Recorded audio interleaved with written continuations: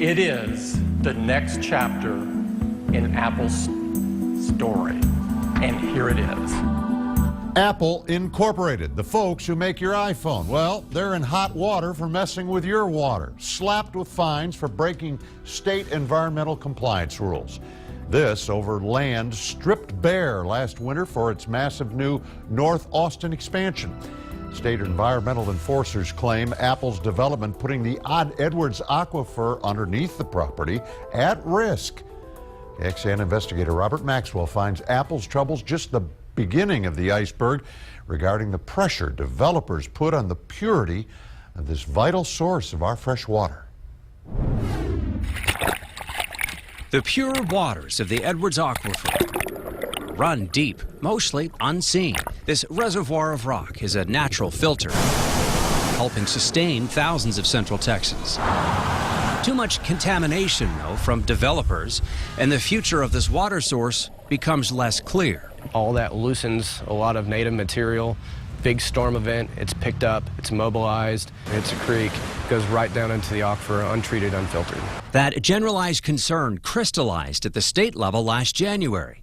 That's when a contractor for high-tech giant Apple cleared 23 acres of land for the company's expansion in North Austin. A fuel storage tank was also installed. Records from the Texas Commission on Environmental Quality show prior approval had not been granted, so state enforcers say they had no choice but to slap Apple with a $27,000 fine. The company paid up. The stresses of moving a construction project, we understand, but we also want them to protect the aquifer.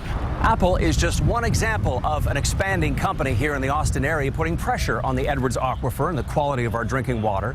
Records from the Texas Commission on Environmental Quality show a record number of plans to develop land right over the aquifer. From mid-2012 to now, the number of development plans the agency reviewed is up by a third. This year, there were 768. Critics say that leaves a lot of room for contractors to shortchange the environment by skirting the rules. Why can't the TCEQ do more to make sure that companies and contractors are talking to each other? Well, we actually are working currently on outreach for companies and contractors and sprucing up our website to have more resources available. Resources like a list of rules for planned construction projects in the Edwards Aquifer zone. Conservationists, though, want more done, suggesting on big construction projects appointing an independent watchdog. And so you've got all these projects going on at once. The TCEQ has limited resources, limited staff, limited time. They can't be there on site all the time. That's where this idea of this third-party compliance officer really makes a lot of sense. It's an idea being tried out at the massive publicly funded Water Treatment Plant 4 project in Travis County. John Dupnick, though, says it would take changes in Texas law to ensure commercial contractors aren't still tempted to take shortcuts and put the water all of us rely on at risk.